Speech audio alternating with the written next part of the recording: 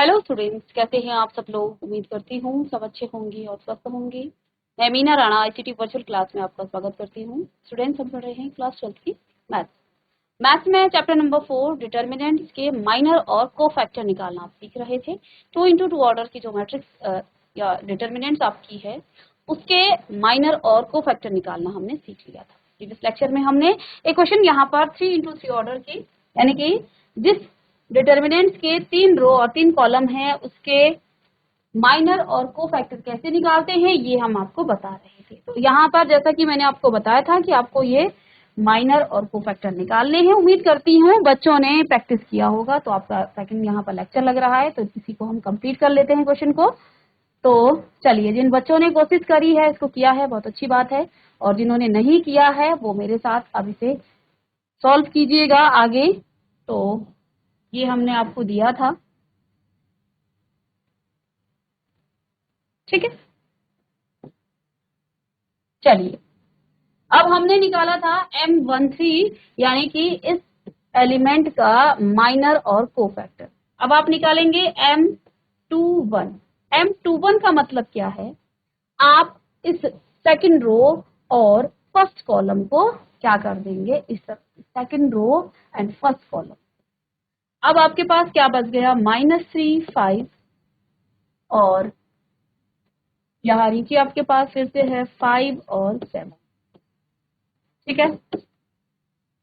Solve करने के बाद 7 3 जै 21 माइनस का और 5 5 जै माइनस का 25, माइनस माइनस का आपका प्लस हो जाएगा और 6 46 माइनस का 46।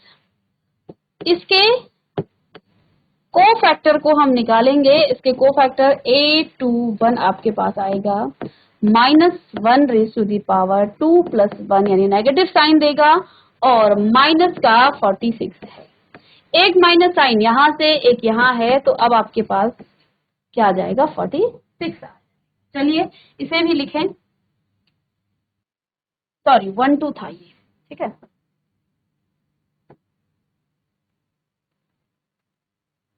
चलिए चलिए, अब इस एलिमेंट का आपने निकाल लिया। आगे देखें, आगे 0 का आप निकालिएगा, यानी कि इसको आप क्या लिखेंगे, M22। M22 का मतलब इस 0 का इस रो और कॉलम को डिलीट करेंगे तो आपके पास 2 5 1 और 7। एनसीईआरटी में यहाँ आपका माइनस साइन है, एलिमेंट्स आपके चेंज हो जाएंगे क्योंकि माइनस साइन से ये आपके जो आपके कोफैक्टर हैं एलिमेंट के जो माइनर हैं उनमें फर्क पड़ेगा, ठीक है। तो 2 इसको आप सॉल्व करेंगे, 7 2 = 14 माइनस में 5, तो ये आपका 9। और इसी एलिमेंट का आप निकालेंगे कोफैक्टर, तो A22, तो -1 की पावर, देखिए A22 का मतलब ये आपको पॉजिटिव इवन नंबर देगा 4, और यहाँ आपके पास आ गया है 9, तो इसका एलिमेंट का आ जाएगा 9, ठीक है। A22 आपके पास आ गया है 9, ठीक है। अब नेक्स्ट आप निकालेंगे यहाँ से M23। M23 का मतलब ये है, ये वाला सेकंड रो और थर्ड कॉलम को आप डिलीट कर देंगे, 2 -3 1 और 5। तो सॉल्व करेंगे, 5 2 = 10 और माइनस माइनस का +3, तो 13 हो जाएगा। 2 3 का मतलब नेगेटिव साइन, तो आपके पास यहाँ A23 आपके पास क्या आ जाएगा, माइनस में 13। डायरेक्ट मैं इसको लिखूं, -1 2 + 3, ये आपको ऑड पावर देगा, ऑड पावर आपको नेगेटिव साइन देगा यहाँ, और इनटू में आपको यहाँ पर MIJ करना है। MIJ आपका कितना है, 13 है, ठीक है। तो माइनस का 13 यहाँ पर आपके पास आ जाएगा, और इसी तरह से आप सारे एलिमेंट्स को निकाल लेंगे। चलिए इतना लिखिएगा और आगे आप इसे खुद सॉल्व कीजिएगा। चलिए इसी में आप एनसीईआरटी का एक क्वेश्चन ले लेते हैं हम। पहला क्वेश्चन 2 4, क्वेश्चन नंबर 1 है आपका 4.4 का क्वेश्चन नंबर 1। क्वेश्चन नंबर 1 है, डिटर्मिनेंट्स है आपके पास 2 4 0 और 3। इसके उपखंड उप सारणिक यानी कि माइनर और सहखंड यानी कोफैक्टर आपको निकालने हैं। ठीक है, उपसारणिक और सहखंड निकाल। चलिए इधर हम निकाल लेते हैं माइनर और यानी कि उपसारणिक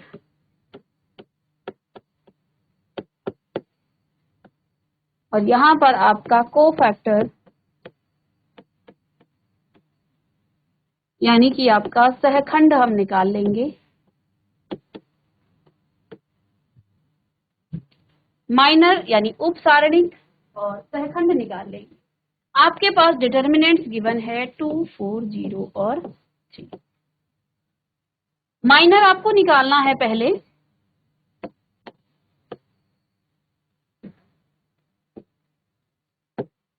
M11 लिखेंगे। M11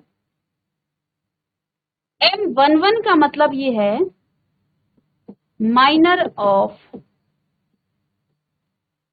A11, minor of A1। ठीक है, A11 का माइनर क्या होगा? देखो इस रो और इस कॉलम को डिलीट करेंगे तो ये आपके पास 3 आ जाएगा। A11 का माइनर कितना आ गया है? 3 आ गया। इसको आप चाहें तो डिटर्मिनेंट की तरह लेंगे, लेकिन इसको सॉल्व करने के बाद वही आपके पास आ जाए। अब इसी एलिमेंट का आपको यहाँ को फैक्टर की जो परिभाषा है Aij बराबर -1 raise to the power I plus j और Mij। M11 यानी यहाँ आप निकालेंगे A11। A11 हो जाएगा -1 raise to the power I plus j Mij M11। तो यहाँ -1 raise to the power 1 plus 1 और M11 आपका है 3। पॉजिटिव साइन देगा तो ये आपका 3 आ जाएगा। तो इसका माइनर भी 3 और इसका कोफैक्टर भी 3 आ गया है। नेक्स्ट एलिमेंट का निकालिएगा। अब आप निकालिएगा M12। M12 का मतलब है माइनर ऑफ, M12 का मीनिंग है माइनर ऑफ A12। A12 का मतलब इस एलिमेंट की हम यहाँ पर माइनर निकाल रहे हैं, इसका उपसारणिक। तो इस रो और इस कॉलम को डिलीट करने के बाद आपको 0 मिलेगा। इसके बाद इसी एलिमेंट का कोफैक्टर निकालना है A12। तो A12 -1 raise to the power 1 plus 2 into में M12। तो ये तो आपको -1 raise to the power 3 into 0, जो भी लिखें आप 0 से मल्टीप्लाई करने के बाद आपको 0 ही मिल जाएगा। ठीक है,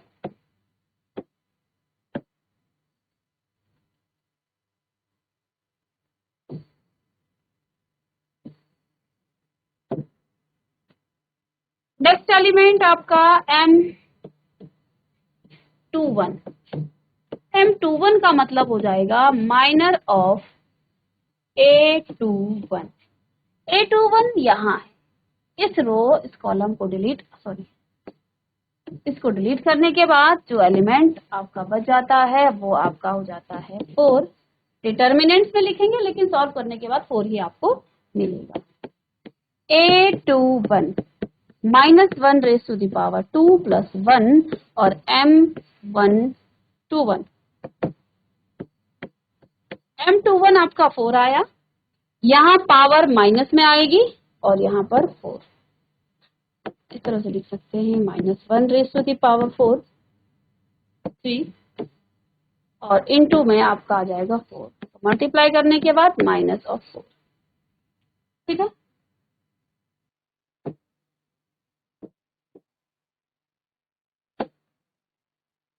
नेक्स्ट है M22। M22 का मतलब है माइनर ऑफ, देखिए इस तरह से आपको करना है, माइनर ऑफ A2। A22 का माइनर इस रो और इस कॉलम को डिलीट करने के बाद 2 आपके पास आ जाएगा और A22 इसका कोफैक्टर हम निकालेंगे। तो कोफैक्टर हो जाएगा -1 raise to the power 2 plus 2 और M22। M22 कितना है आपके पास? 2 है, और यहाँ -1 की पावर इवन है तो ये आपको पॉजिटिव साइन देगा। दैट मीन्स यहाँ पर आपका कोफैक्टर कितना आ जाएगा? 2। तो इस तरह से आप लिखेंगे, और लिखने का भी ये तरीका होगा। आप इस फॉर्मूले को एक बॉक्स में इस तरह से लिखें।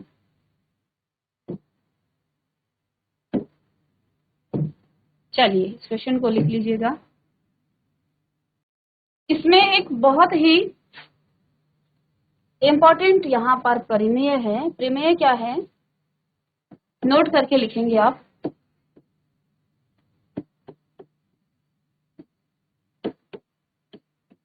यदि एक पंक्ति या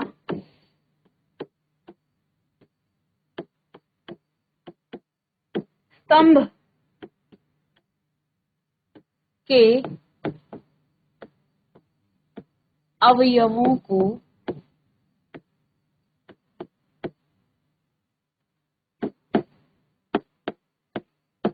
किसी दूसरे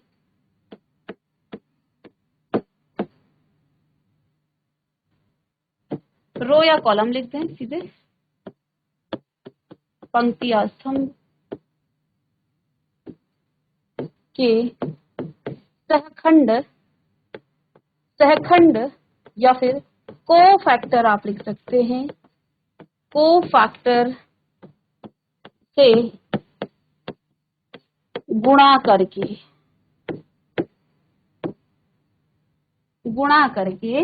जोड़ दिया जाए, या गुणा करके उनका योग किया जाए या फिर जोड़ दिया जाए। सीधे लिखें।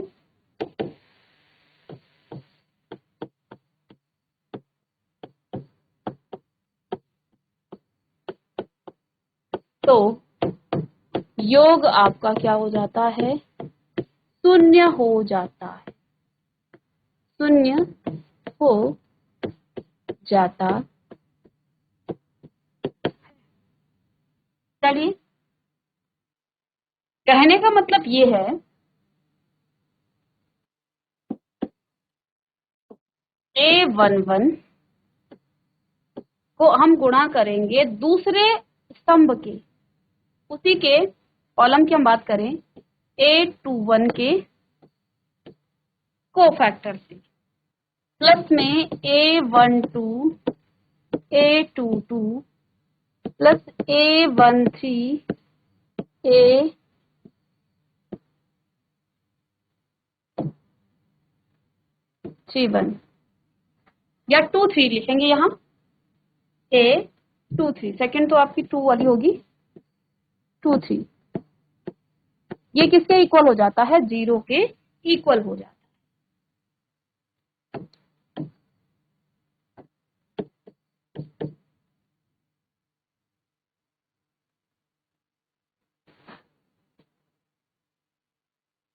अब यहाँ पर आप देखिएगा A11 इंटू में ये कोफैक्टर है, ये जो कैपिटल A21 है ये आपका कोफैक्टर है, ठीक है। A21 का कोफैक्टर आप कैसे निकालेंगे? इसका मतलब ये हुआ A11 तो आपका होगा ही, माइनस इसका कोफैक्टर 2 + 1, ठीक है। 2 1 का आप निकाल रहे हैं कोफैक्टर, तो यहाँ पर मैं पहले डिटर्मिनेंट्स लिख लेती हूँ इस तरह से A11 A12 A13 A21 A22 A23 A31 A32 A33, इस तरह से हमें निकाला है A21 यानी कि ये और ये डिलीट, तो यहाँ डिटर्मिनेंट्स क्या हो जाएगा? A12 A13 और A31 और A32, इस तरह से ये एलिमेंट आपका ये आएगा, कोफैक्टर ऐसे निकलेगा इसका A12 13 31 और ये वाली होगी ना, तो 31 तो हमने डिलीट कर दी, तो यहाँ तो 32 आना चाहिए, यहाँ पर आपका 32 आएगा, 32 क्योंकि इसको निकाल रहे हैं तो 3 2 आएगा आपका, 3 2 और 3 3। ऐसे ही इसकी मल्टीप्लाई आप इसके कोफैक्टर से, इस एलिमेंट का आप निकालेंगे कोफैक्टर।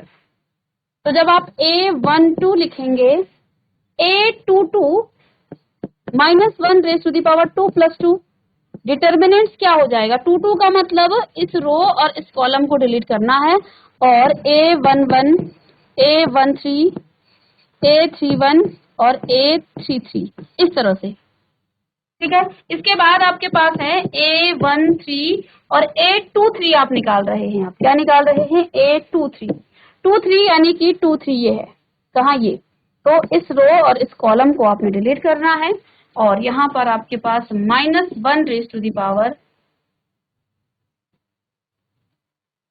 अब हम 2 3 की बात कर रहे थे ना, यहाँ पर 1 3 निकाला, 2 3 यानी कि ये एलिमेंट आ जाएगा, तो 2 + 3, और यहाँ डिटर्मिनेंट्स आपके पास A11 A12 A31 और A32 इस तरह से, ठीक है। चलिए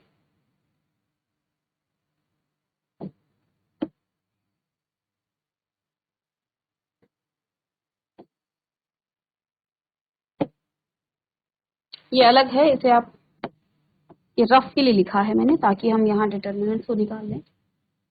तो अगर आप क्या करें, यदि किसी पंक्ति या स्तंभ के, यानी किसी रो या कॉलम के एलिमेंट अवयवों को आप किसी दूसरे रो या कॉलम के सहखंड से गुणा कर दें, तो जोड़ को गुणा करके जोड़ दिया जाए, तो योग आपका क्या हो जाता है, शून्य हो जाता है। यानी कि मैंने इसको गुणा किया किसके, इसके सहखंड से, इस एलिमेंट को गुणा किया इसके सहखंड से, इस एलिमेंट को गुणा किया इसके सहखंड से, तो इन दोनों का योग क्या हो जाता है, 0 हो जाता है, ठीक है। अब A21 का सहखंड, इसका मतलब क्या हो गया, तो यहाँ डिटर्मिनेंट्स आपके पास A12 A13, साथ में 3 2 3 3,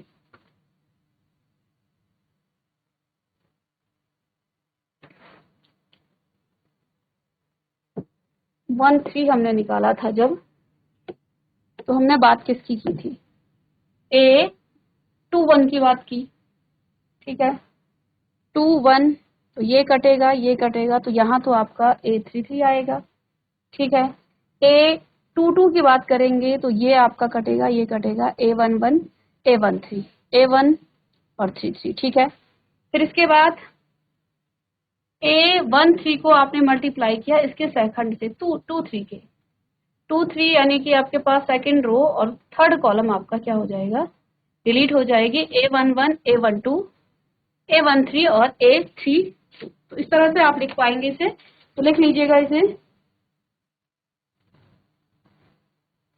तो ये एक परिमेय है, इसके द्वारा हम आगे क्वेश्चन को सॉल्व करेंगे, ठीक है। ये डिटर्मिनेंट्स में आपका इंपॉर्टेंट प्रमेय है, ठीक है। तो बच्चों मिलते हैं नेक्स्ट लेक्चर में, तब तक के लिए थैंक यू।